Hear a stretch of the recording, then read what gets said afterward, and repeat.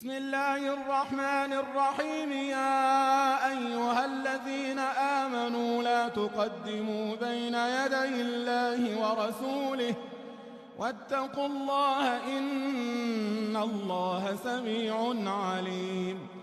يا أيها الذين آمنوا لا ترفعوا أصواتكم فوق صوت النبي ولا تجهروا له بالقول كجهر بعضكم لبعض أن تحبط أعمالكم وأنتم لا تشعرون. إن الذين يغضون أصواتهم عند رسول الله أولئك الذين امتحن الله قلوبهم للتقوى لهم مغفرة وأجر عظيم.